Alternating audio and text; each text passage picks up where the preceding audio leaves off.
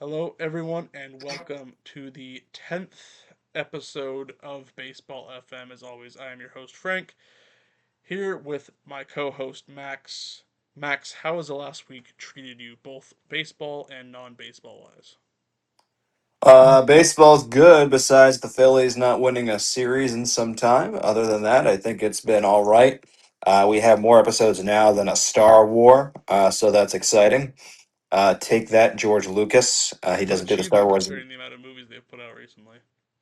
I know. I'm seeing the new one, the Mandalorian one, this Saturday. So we'll see how it is. We'll see if it gets a thumbs down, a thumbs up, or it's all right. Yeah. We'll see what happens. How about my Knicks though? The Knicks are looking great. Yeah, well, I'll be honest, I've kind of checked out of basketball since the Celtics got eliminated, so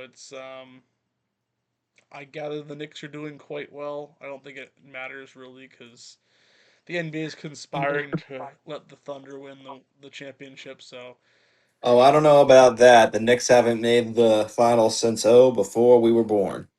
Actually, no, around that time, literally 2 months before I don't when think I it's a was born. coincidence, Max. Yeah, I know. They waited for the lucky 27. Um, Exactly. and Brunson's looking great. Josh Hart's looking great. Cat's looking great. Hmm. So that's fun. When I was growing up a Knicks fan, me and my dad would always watch them. And my two favorite players of all time for the Knicks were Stephon Marbury and David Lee. Um, Best 1-2 punch in the league, in my opinion. But as a kid, I don't know anything about basketball. But no, it's exciting. Me and my dad are super pumped, and my brother is super pumped. We're all big Knicks fans, born and raised Knicks fans. So it's exciting. Yeah, my favorite ever Knicks player is Jeremy Lin, and yeah, that's it. Nice. Anyway, I think we're here to talk some baseball, if I'm not mistaken. Yeah. Um, You don't like that the city of New York is so close to another championship, do you? they're really not What that has New close. York done to you? What I'm not talking about the sports teams. What about the city is it that you just detest? Well, Because New York City is pretty fun. how long you got?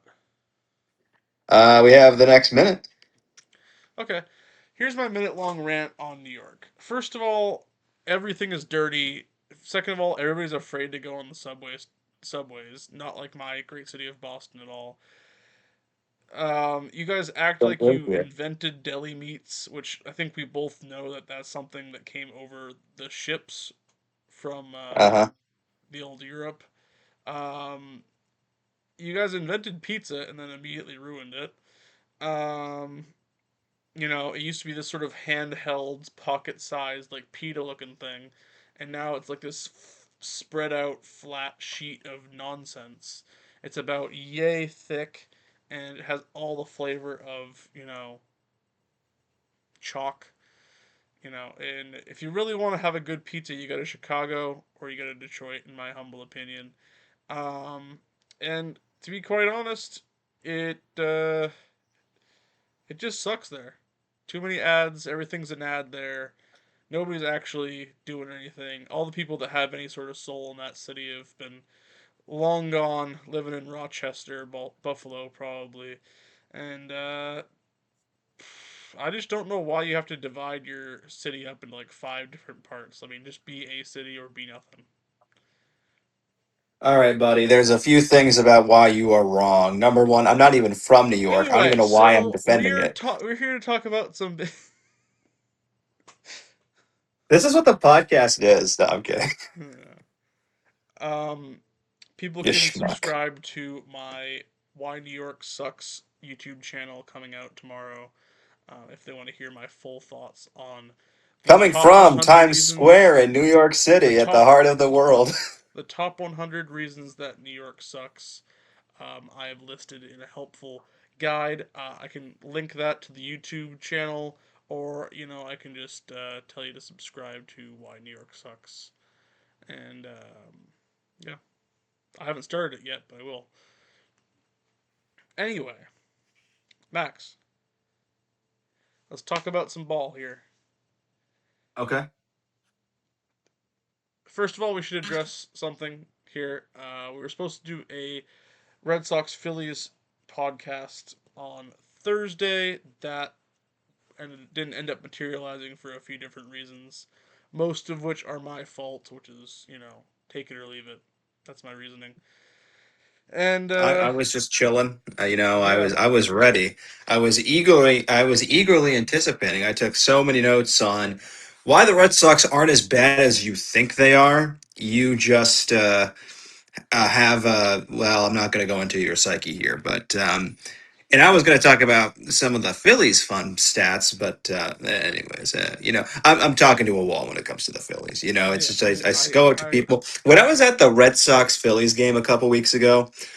I was telling people like, "Oh, Taiwan Walker sucks, and he's not as good as this, and Bryson Stott's this," and they barely knew what the hell I was talking about. I'm like, "Buddy, you are wearing a Phillies jersey.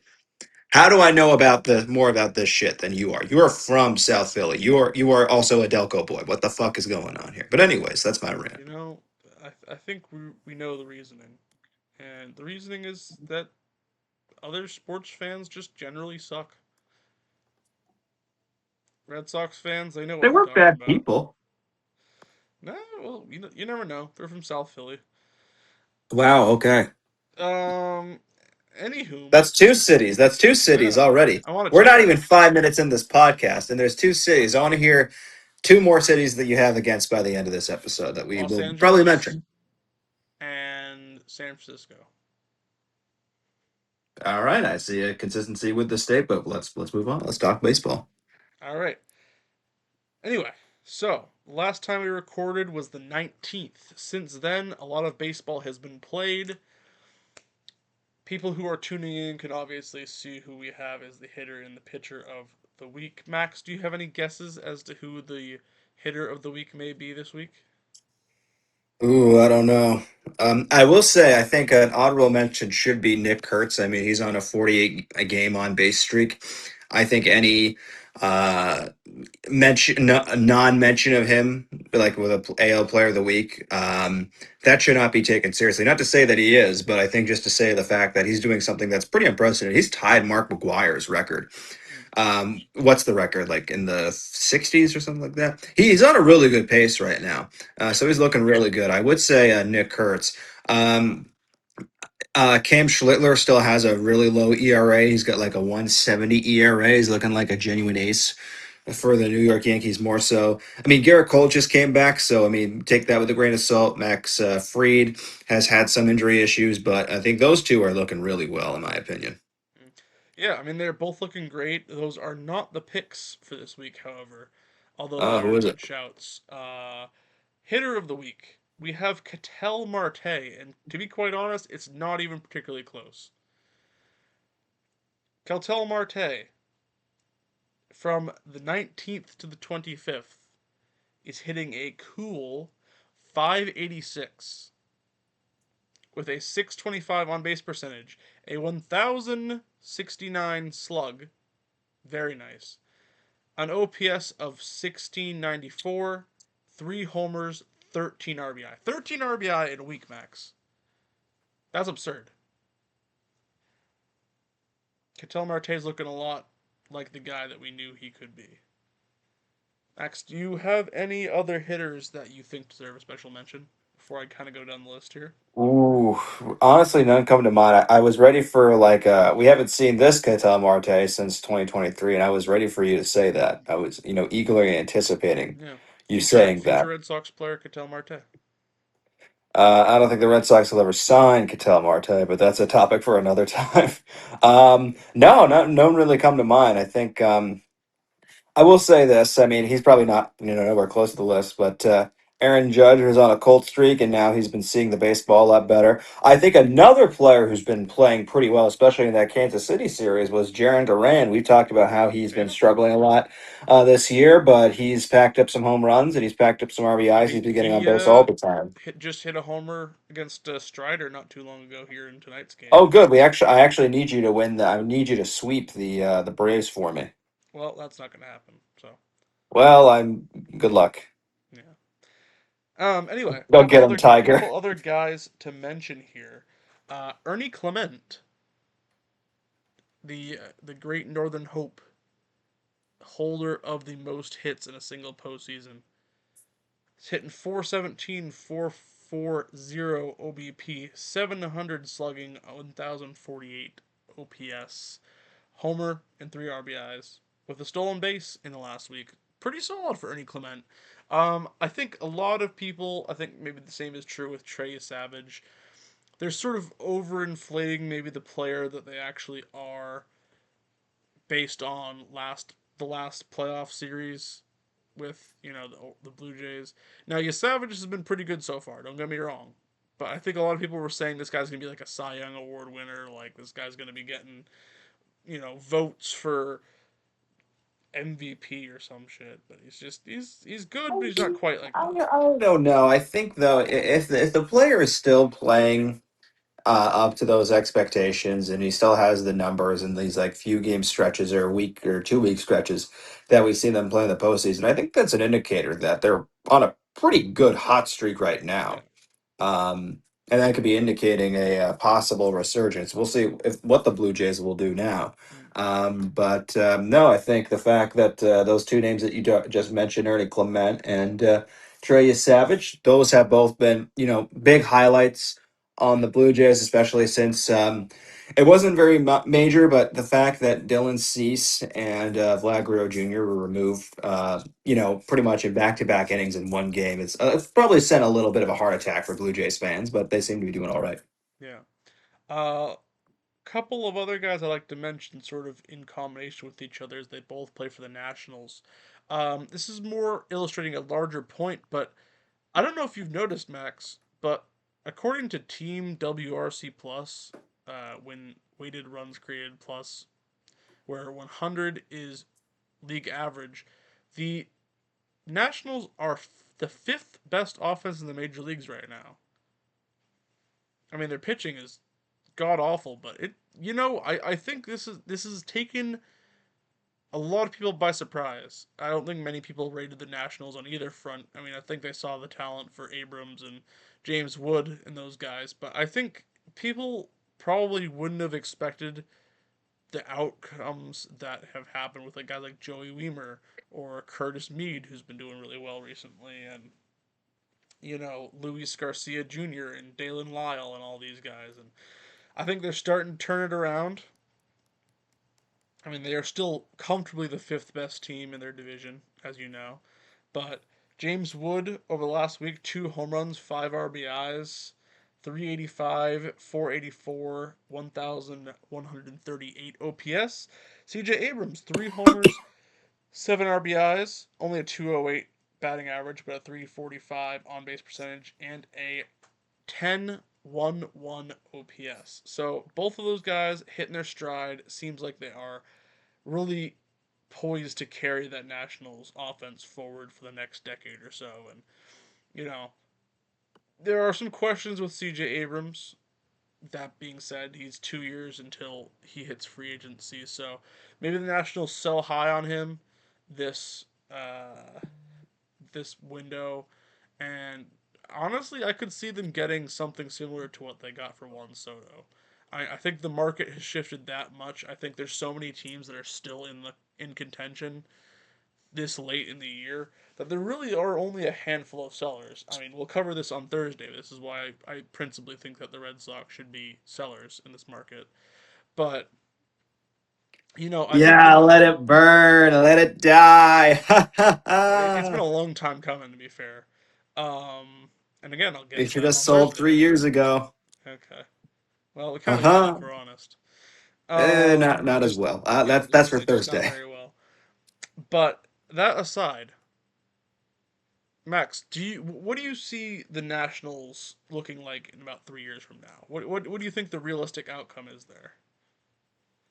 I don't know if they'll be a playoff team because they still need a pitching core. Well, There's really let not. me say something here that I don't know if this will change your opinions or not, but Yeah, it's something worth considering. The current GM of or president of baseball operations, I can't quite remember which one he is, but yeah. the head honcho in the Nationals organization was formerly Breslow's number two in command. He is someone who is also from a very pitching forward development point of view. He's already run laps around Breslow, let's be honest here. But Hmm. I know he's someone that's put in a lot of pitching infrastructure over the offseason. I think you could argue that we're seeing it pay some dividends for guys like Foster Griffin or Cade Cavalli, and it's interesting to say the least when it comes to that kind of going forward. They probably won't be this bad. They also have a few interesting prospects with Harlan Susana and Travis Sakura coming up through the ranks. And they had the number one overall pick last year with Eli Willits. And there's a few rays of hope I think on the horizon for this team, and not all is lost. I mean, it might take a couple of years, but I think if they sell well and they sell intelligently, they could put themselves in a very good spot in a couple of years from now. Yeah. Anyway, let's talk about some pitching now. Ketel Marte is the hitter of the week. The Miz, Jacob Mizorowski, is the pitcher of the week. 13 innings pitched, a .69 ERA. 5 hits allowed, only one run given up. One earned run given up, I should say. He struck out. He struck out 20 batters in 13 innings max, including one of those starts where he absolutely obliterated the record for most 100-mile-per-hour pitches in baseball history with 57 in one game. 57 100-mile-per-hour plus pitches. Max, I've seen this being making the rounds. I've seen a lot of analytical points of view on this. I'm wondering what your thoughts are, purely from a perspective of a fan who maybe is not like as in the weeds as I am about these kinds of things, and you can kind of see the forest for the trees a little bit more than I do. Do you think this is the best fastball of all time? Well, I think I think that's pretty crazy. Not in the sense, with the statement being made, but the fact that it's certainly a consideration. I think the fact that he's able to consistently just, throw his averages like 100 mile per hour in every fastball. I mean, that's saying something. I don't think we've seen that since, um, Randy Johnson threw a fastball really fast. He would throw it really consistently, along with guys like Roger Clemens. And that's who I was kind of thinking of. I think the Miz is really a new kind of rocket in the sense where he does have some great off speed pitches, but I think clearly his best pitch is his fastball because really no one can hit it, especially if it's high in the zone Yeah. or low and outside. You don't expect where the fastball is going to be. There's just going to be some times where you're going to expect the fastball, but you're still going to be super late swinging it. And then that's what's great about him because he can change speeds pretty easily. And then when the player, with every player, but especially in his case, when you expect a fastball, but you get like a 90 mile per hour changeup, boy, that feels like a 50 mile per hour fastball, and you just can't, really. Um, you can't adapt too well for it. So I don't know if I'd go that far, but I think it's clearly that this is one of the more. I will say this. I think just from past perspective, I think this is clearly one of the best pitching prospects and one of the better pitching, excitement that we've seen. I think since Steven Strasburg debuted for the Nationals, I remember watching that game live, and I, recorded it, and I watched a lot of his starts. When he was, just starting out of the Nationals, he was doing the same exact thing. Um, Absolutely. Not to say that the Miz is going to have a similar career like Strasburg, but the fact that him and Strasburg were both these. Well, Strasburg, of course, was the number one pick, but the fact that Miz kind of came out of nowhere wasn't on a lot of people's radars, but now is just lighting up the radar zone with all these fastballs. It's very similar to what I saw with Strasburg 15 or 16 years ago when he debuted. Yeah, I mean, there definitely is a lot of hype, especially he made an all-star team last year after 7 career starts. Yeah, Um, there was a I lot think of debate about him going on to the All Star game. Um, I But I think he deserved it. I mean, his playing, what we've been seeing, I mean, clearly I was think well enough known. enough guys had said no at that point where it wasn't like an atrocity. You know, Yeah. it's not like he was the first guy. Like once someone got injured or dropped out, they were like, okay, Mizrowski, you're our guy. It's like, no, a few guys had to turn it down. Um, Yeah.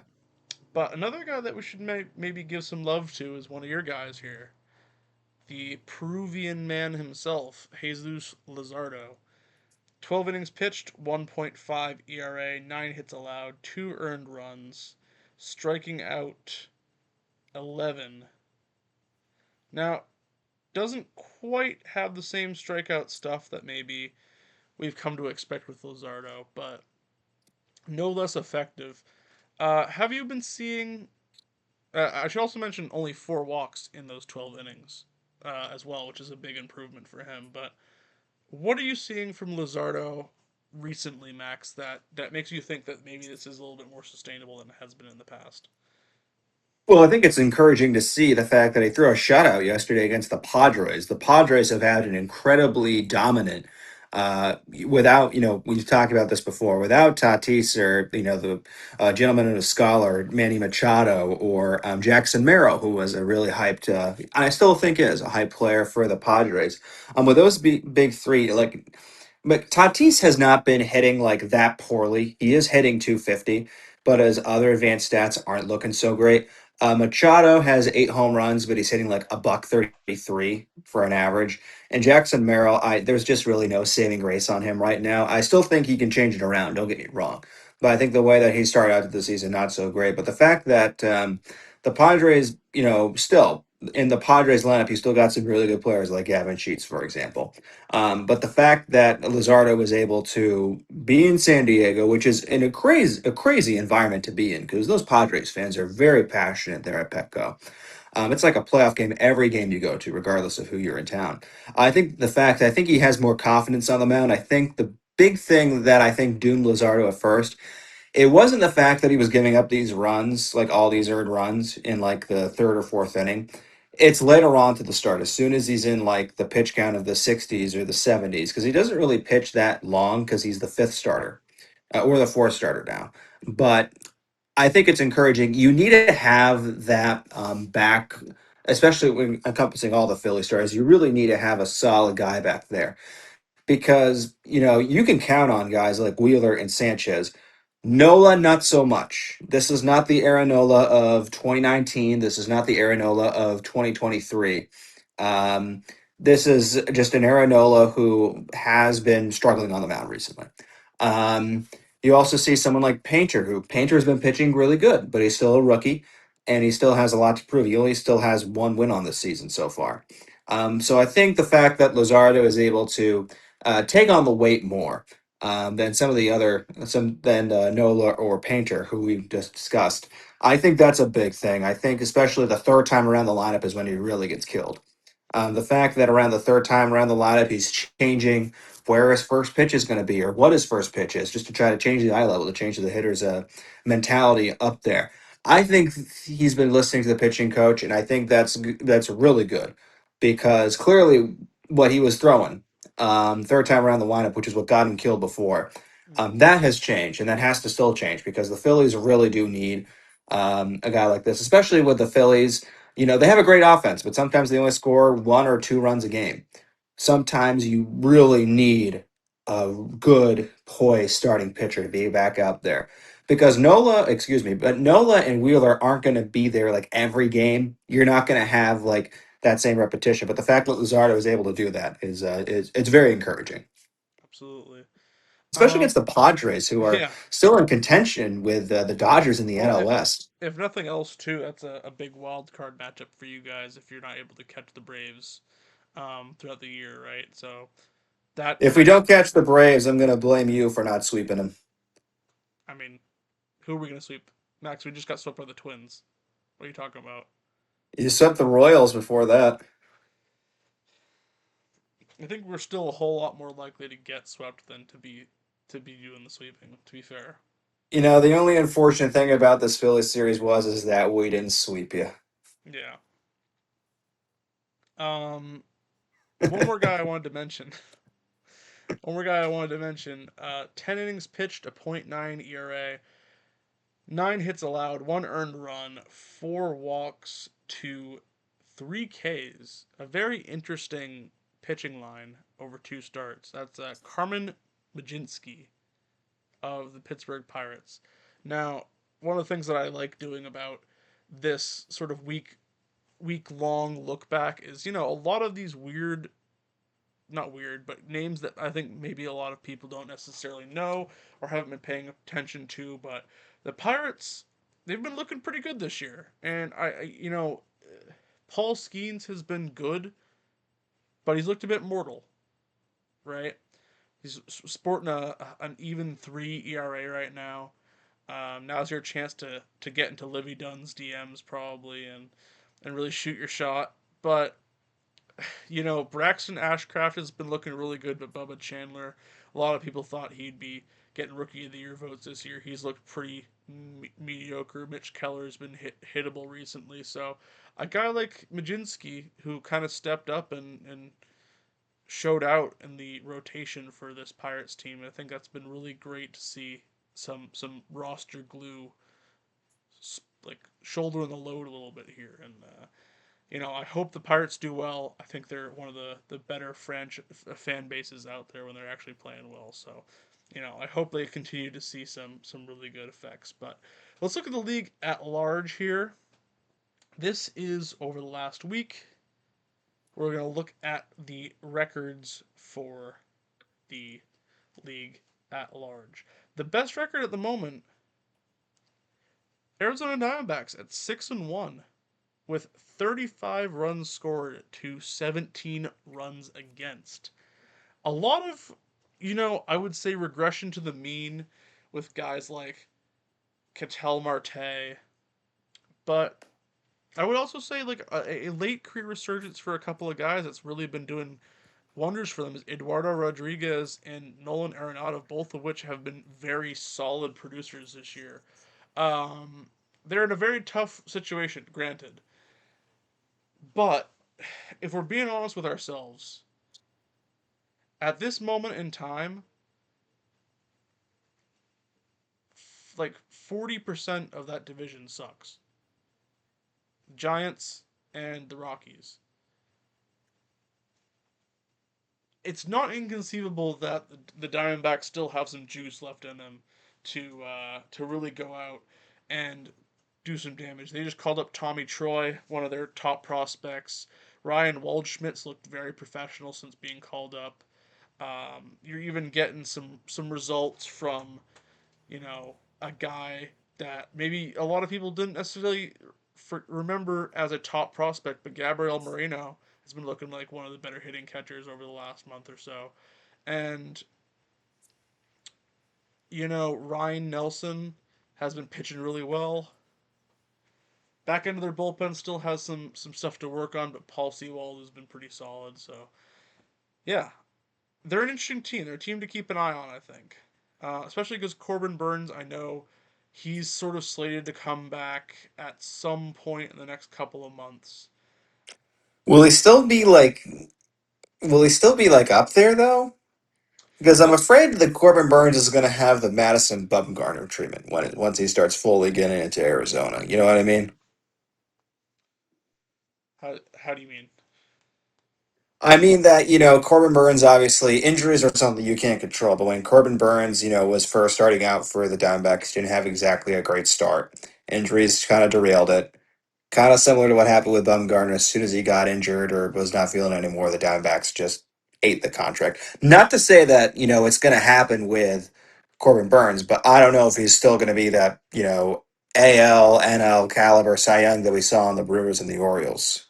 I think he's still a very good pitcher. I think he's got the pitch mix, the ability to make things work for him there, and yeah, I mean, I'll certainly keep half an eye on it, but it's oh, excuse me, it's it's an interesting question, but I can only say from a perspective of it can only get better for this Diamondbacks rotation by adding a Corbin Burns guy. I don't think it's gonna be an abject disaster like Madison Bumgarner was, but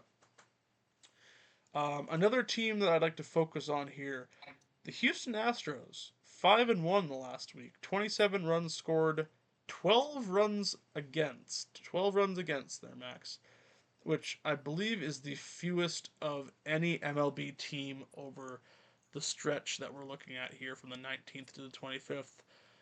This is a team whose rotation held them back the whole year, and now we're getting some really solid outings from Tatsuya Imai. They just threw the combined no hitter last night.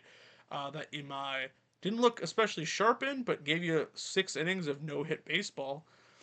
And of course, Stephen Okert and Amber Ellenbear, I think it's Ellenbear. Santa. What does that sound wrong? Santa. I think it's Santa though. Those guys close it out for you. So you have the first no hitter of the year, but you could also talk about George Costanza, aka Jason Alexander. He's put in a couple of really solid starts recently, and you have a guy like Spencer Arrighetti who just continues to shove for that team, and suddenly you're looking up and you're saying like, is this an interesting team? You know, like they got Jeremy Pena back right as they lose Altuve, of course, but Christian Walker's been looking more like his Arizona self, and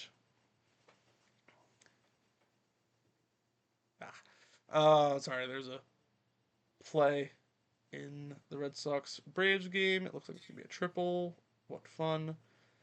Um, and Jordan Alvarez is just doing Jordan Alvarez things. Clearly, just a cut above everybody else. But a guy like Cam Smith, even he's starting to show you a little something here. And I'm wondering, Max, do you see this Astros team being able to do anything, especially in a AL West that looks very mediocre to say the least. I mean, the A's are hitting really well, but their pitching has just been diabolical. I think we pretty much everybody knew that was going to be the case for them.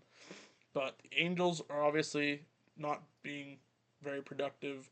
Rangers have seemingly have a decent amount of problems as well, and the Mariners have been a little inconsistent here. Do you think there's a pathway for the Astros to win this division going forward?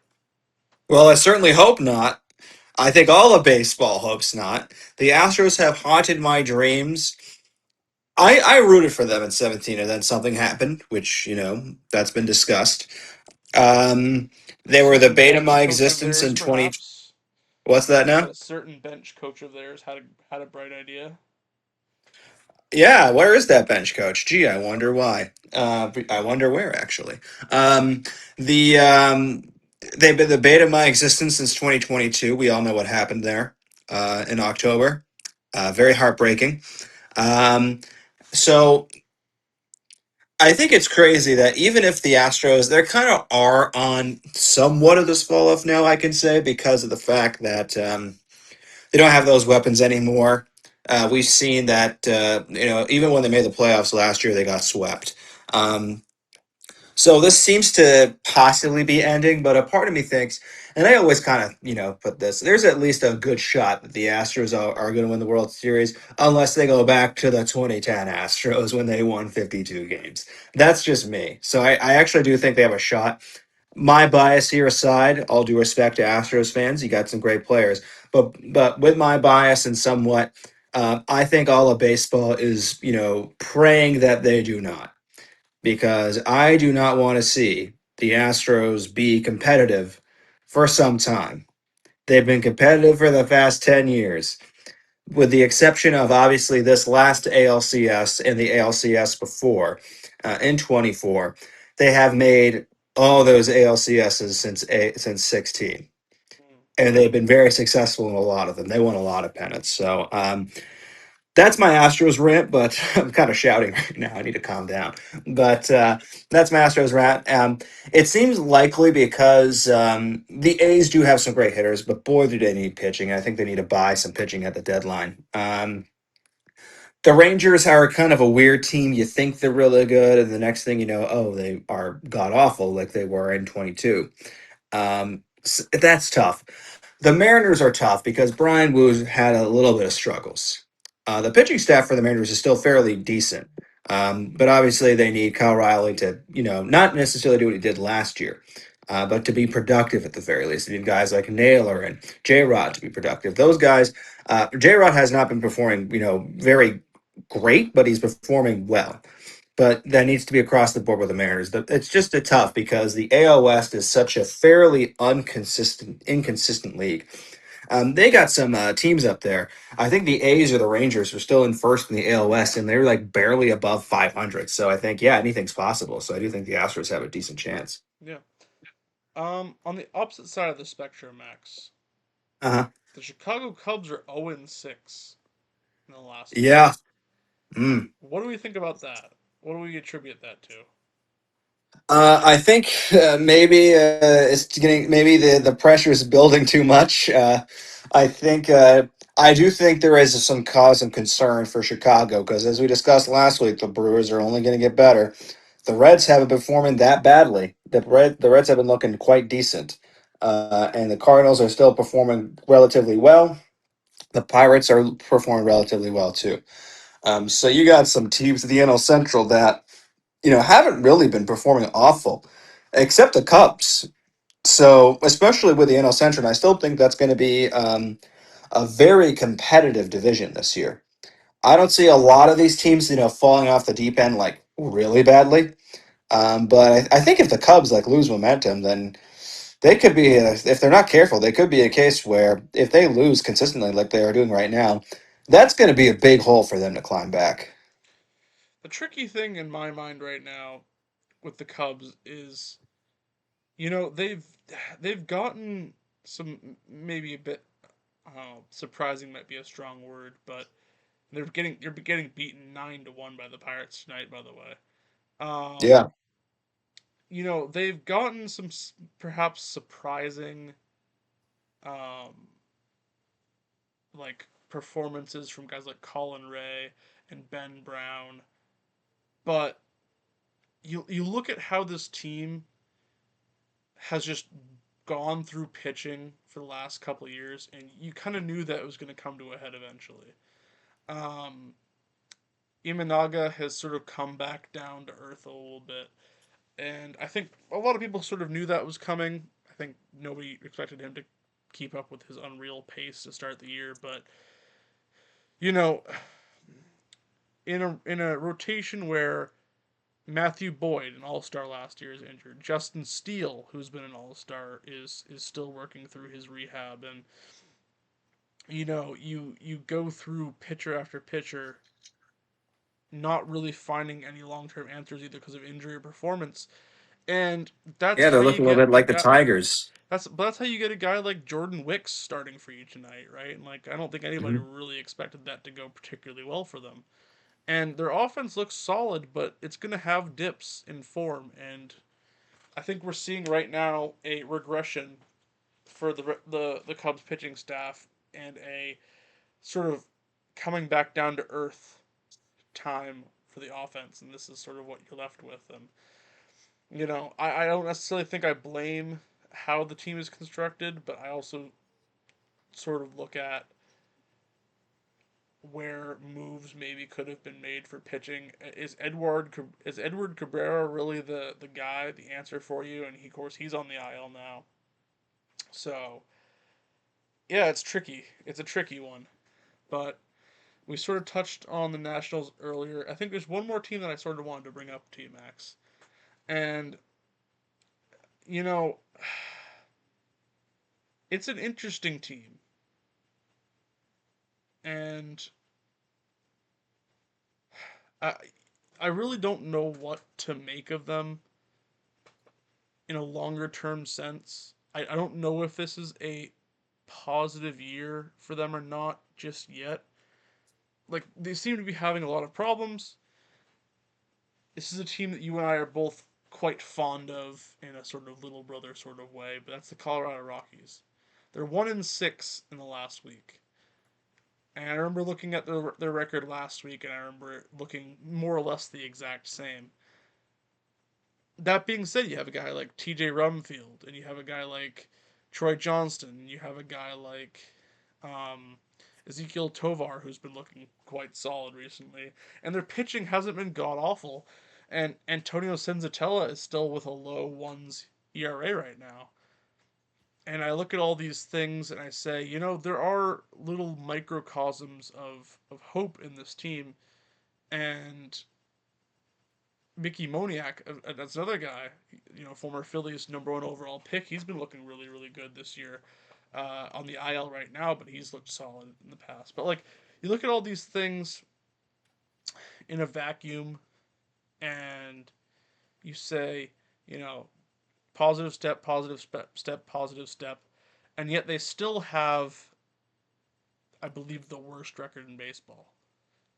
So my question to you here, Max, is at this point, what do you think a successful season looks like for the Rockies? Not losing 100 games. I think that's kind of where we're at with the Rockies. They haven't been a good team since 2018, in my opinion. And they don't seem to be making a lot of effort to improve upon it, really. Hmm. Um, so I do think, I mean, I think it's simple, but I think at the end of the day, as long as they don't have like 100 plus losses on the year, I think that's a sign of, hey, we're not as bad as we were last year. Let's, see if we can, do something to build upon it, because those Rockies fans, man, that's a fun place to be. Coors Field is a great place to see, and I think regardless of the team record, everyone in Colorado and especially in Denver who goes to those games, they seem to be having a fun time. It's just and there's a clear baseball appetite in Denver, but I think it's just unfortunate that they just have an organization that's not. You don't necessarily always have to be in that spend now, win now mentality. You just got to win games, and I don't think there's a team right now that can consistently win you these games. So I think it's pretty obvious that the Rockies, I don't think, have a clear sense and direction. Unfortunately, they're just have these there's glimmers of hope that you said, but I don't think that's not enough for them to be a playoff contender. They Yeah, I need more mean, guys like that on their team. I I think don't think they have the capacity right now to do it. Chase Dollander, he's taken some positive steps forward in a few meaningful ways this year. Possibly could be, an Ubaldo Jimenez type, a guy where he has a few solid seasons at Coors, and his numbers on the road and at home are just night and day. As you might expect for a guy who relies on his fastball as heavily as he does. But, you look at stuff like that and you say, okay, they're developing some homegrown talent. About time. Like, that's a positive step. But then you look at their rotation and you see Michael Lorenzen and Jose Quintana and Tomoyuki Sagano, all guys over the age of 35. And you're like, is this supposed to be proving something? Is this like, Well, I mean, Sugano didn't pitch that badly to start off the year, no? though. And Now we're like, kind of seeing it, I but have he's no been pitching problem not with how bad. they're pitching. It's it's more so like, why exactly do they have three 35-plus-year-olds in their rotation when they quite easily could have a couple of younger guys in that rotation just at least cutting their teeth in the big leagues? Like, it's not necessarily a plan, but maybe it is sort of a proof of concept, which is to say, just get a bunch of guys that have a bunch of pitches and see how it works. And I'll be honest, I think largely the results have been positive.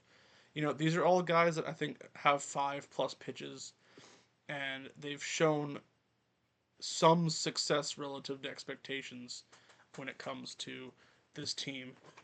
Is it enough? No, it's nowhere near. But it's interesting. I don't really see a direction yet, but I think they have guys like Ethan Holiday and Charlie Condon and a few other guys that are coming up through the system that maybe you look at this time in August and they've all made their debuts. Maybe not Holiday, but certainly Condon. And we say to ourselves, okay, like, I can sort of see a vague outline of a core here. And maybe this is a team that'll be interesting in a couple of years. But until that day, it's still a bad team. But I think we all knew that they needed to just stop digging first, and I think largely that season they've stopped digging. And now they can start to climb their way back out. I want to do a little exercise here, Max, and get your opinion on a few things. There is something that I always like to look at a certain point in time. I'm a guy who's a big fantasy baseball guy. Um, I look at a lot of my statistics and my analysis through that lens. And you're constantly having to make player evaluation comparisons, right? And there aren't many players that are sort of oranges to oranges, apples to apples, right? But I'm gonna attempt to put you on the spot a little bit here with some of the better performing players from this season, both pitchers and hitters, and you're gonna tell me which one of these guys you want long term for your hypothetical team. Sound fair? Yeah, let's do it. Okay. Let's start first here. Would you rather have long term for your team James Wood or Munetaka Murakami? I think that's tough because I think we've been seeing in the past couple of years, James Wood is is that good really. Last year he had a very underrated season. And he's continuing off where he is. I think he's really good. I think in the moment I would say Murakami because he's at well over 20 home runs. If he keeps up this pace, he's going to be shattering a lot of records. He's going to be winning the AL Rookie of the Year. Having said that, I mean, you never know what's going to happen. You never know what's going to happen tomorrow, obviously, but you never know what's going to happen down the line in 2 or 3 years' time if he's able to sustain that. I think right now Murakami, in my opinion, just based off of what I see. But I mean, James Wood is a close second because he's been performing very good, and he's been a very under the radar player. But he's a really, really good baseball player at the end of the day, and I think he's a future free agent that's going to sign 400 million easily. I think he's that good. Here's an interesting one for you. Um, I actually I will give my take on that comparison first. I would actually take James Wood over Munetaka Murakami. I think they both have significant strikeout problems. They actually both have exactly 76 strikeouts at the moment. James Wood has 45 walks, leads the league. Leads the NL, I should say. Munetaka Murakami has 41. Murakami has a 235 average. James Wood has a 267. 405 OBP for Wood to Murakami's 374. Wood has a 533 slugging. Murakami has a 540. Very similar players. I just think that James Wood has the significant advantage of playing in a park that I think rewards his swing maybe a little bit more than Murakami does. And I just like the ability that we've seen from James Wood to go the other way a little bit more than Murakami. And we've seen him do it a little bit to this point, but not quite the track record that James Wood has. Albeit I think they both need a little bit more seasoning. But Max, let me give you another one here. Would you rather have going forward Juan Soto or Yordan Alvarez? Juan Soto. Juan Soto. Okay. Juan Soto. I think Well he's played. still the better overall hitter. I think he's still one of the better overall hitters we've seen Mm, ever. mm. Jordan is fantastic. Don't get me wrong, but I think it's easily Juan Soto. If you take a look at his deeper metrics, and you have been since he was a national when he debuted, he has always been that good, and I think he'll continue to be that good. Many people don't realize this, or don't not many people kind of forget. Like Juan Soto had a really good year last year. He didn't have a great first half, but he clearly in his second half stats, clearly compensated well because he was third in NL MVP voting last year. So I will say Juan Soto easily, in my opinion, because I think of the overall metrics, and especially want to go right down to the saber metrics or advanced statistics, whatever you say. No one in the game of baseball right now, in my opinion, and I'll defend this to whatever ends. But I think Juan Soto clearly has the best eye in the game of baseball. He approaches each at bat with clear precision. Not to say that none of the other players have, but I think Juan Soto is a very important case to study about how a player should approach the plate.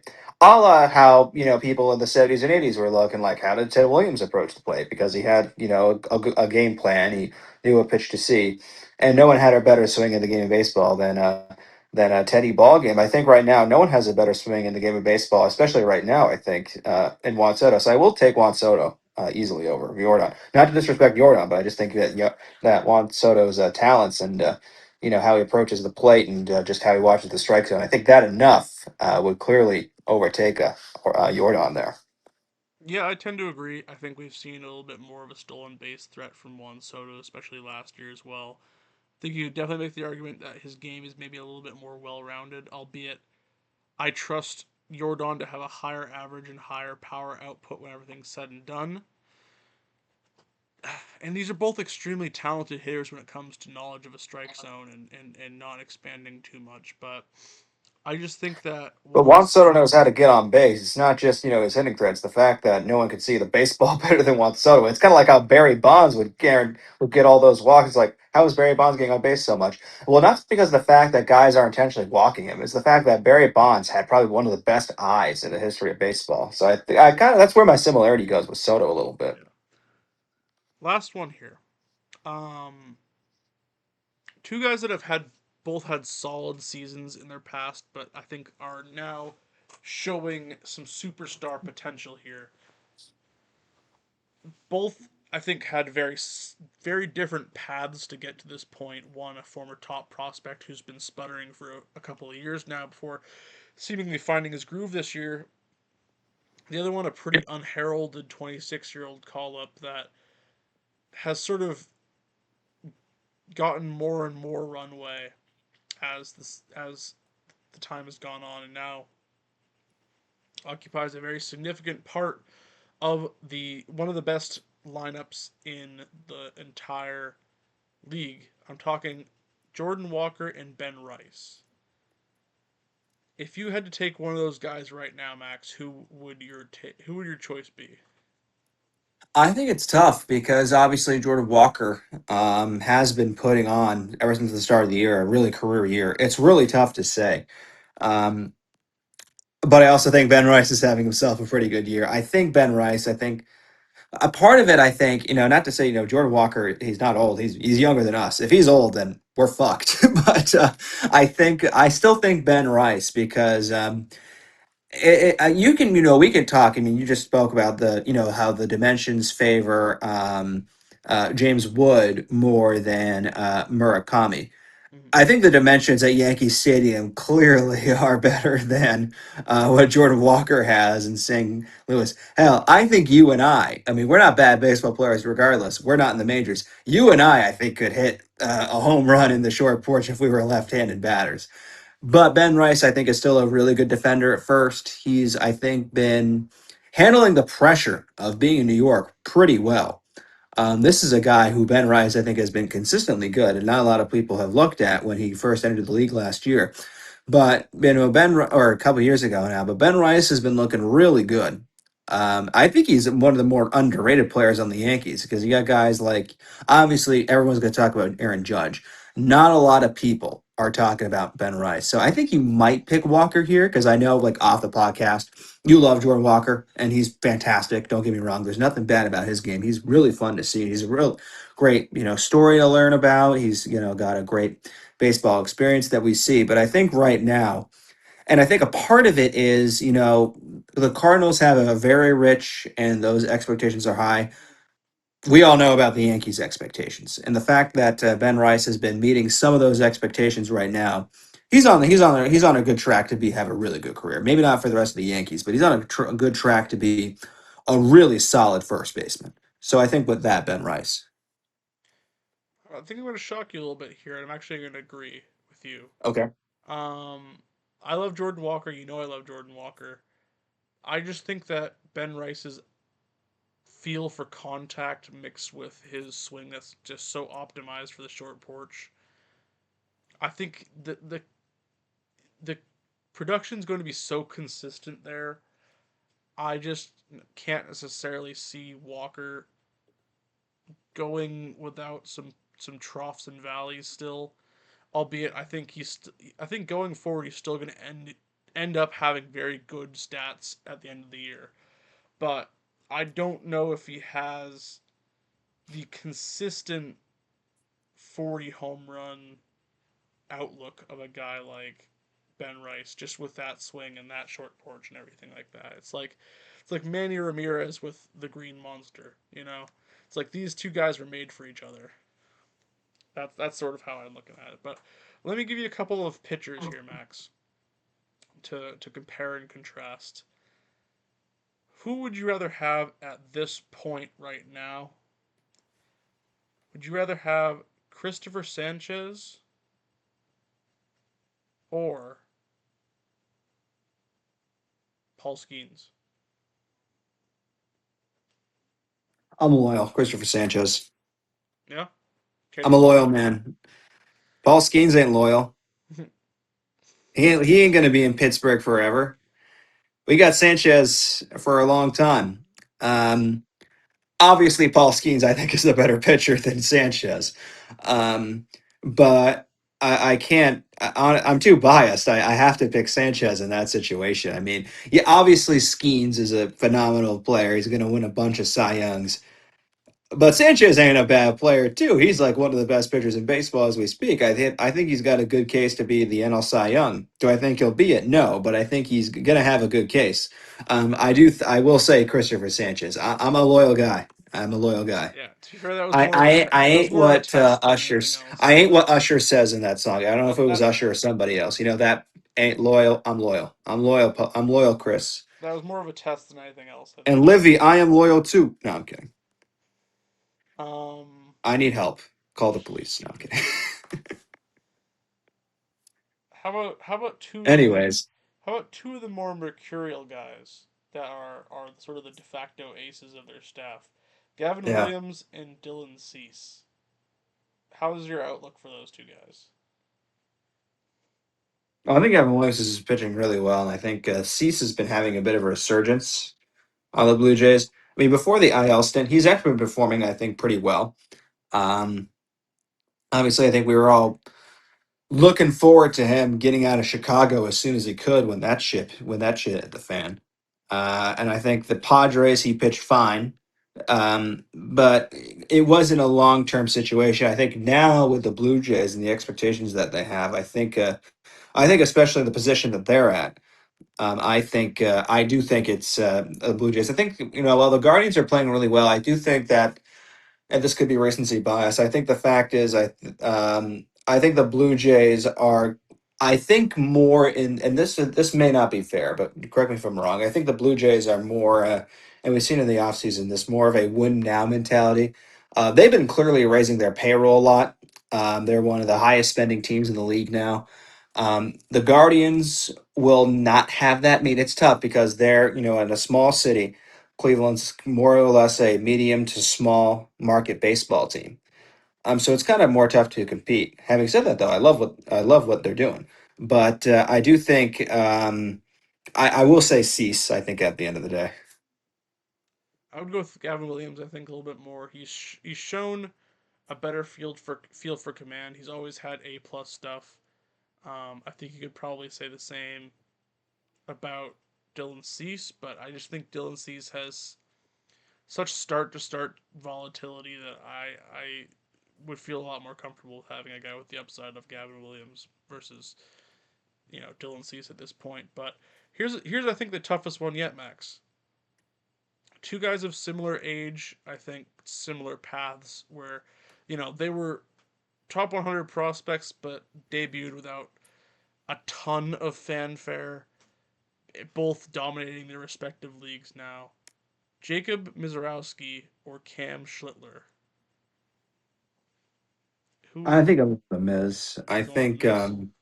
I think Schlittler has been looking obviously incredibly good, but I think the Miz is doing something we don't see often in baseball. Um, as we discussed, his fastball alone is one of the best pitches in the league right now.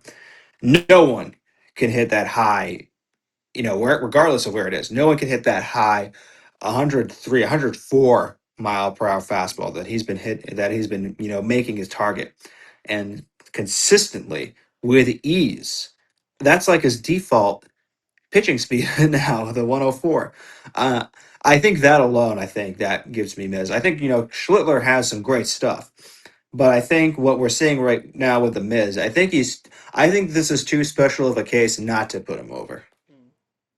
Yeah, I tend to agree. I think putting aside my personal feelings of Cam Schlittler, very talented player, obviously an exceedingly talented pitcher, but I think Mizorowski is just a once in a generation type of talent that if he can stay healthy, we could see some Degromian numbers coming our way from him in the coming years, and with better run support from the Brewers than Degrom ever got from the Mets. So could be very interesting indeed. But yeah, that's all I have tonight, Max. Do you have anything to add before we get I into the do. I next just one? want to give my reasons as to why New York is a good city. All right. Um, because I've been waiting for this. I've been waiting for this entire start of the podcast. We were talking so great about what the Knicks were doing, and then you went on about New York, and I'm like, just give me some good rationales. I think the reasons why you don't like New York, some are fair, but I mean, first of all, the pizza in New York is really fucking good. All right, I don't know where you're coming from. I'm sorry you. Well, I've never had deep dish, but I think I say to That's why you all. think that. I think I say to all reasonable people who love pizza. Uh, New York has some great pizza. I mean, I hear New Haven's got the best pizza. I can't say, but I bet I've had myself a New York slice, some genuine ones, and that's really good. It's always fun to be in New York. It's like a trip, obviously. There's so many things to do. I think the one issue I think that we both agree on is that there's too many people there. And I get the subway, but hey, when we were walking the streets a few years ago, that was pretty fun. Walking down, I think it was Fifth Avenue. We were walking down all those streets, or some like Fifth Avenue, 55th Street, whatever it's called. That's pretty fun. And I know you see ads there, buddy. There's ads everywhere in every city in America. I mean, Not New like York's Times not the Square. exception, but I get where you're coming from, and also you're like, oh, my city of Boston. You don't live in Boston. You don't live in Boston. I live in Boston, little bro. Mm-hmm.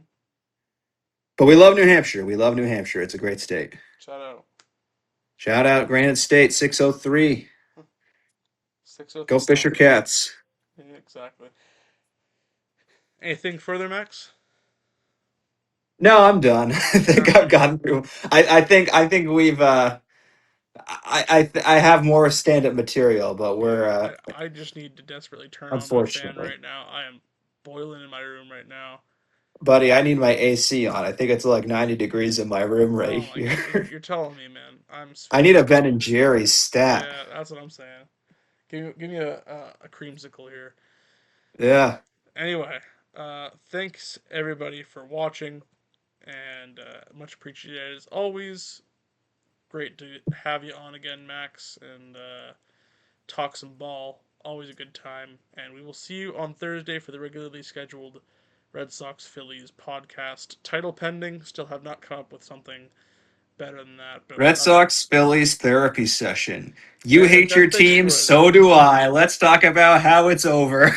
It's gonna go off. Please tune in because that's gonna be amazing. Anywho, we will see y'all in a bit.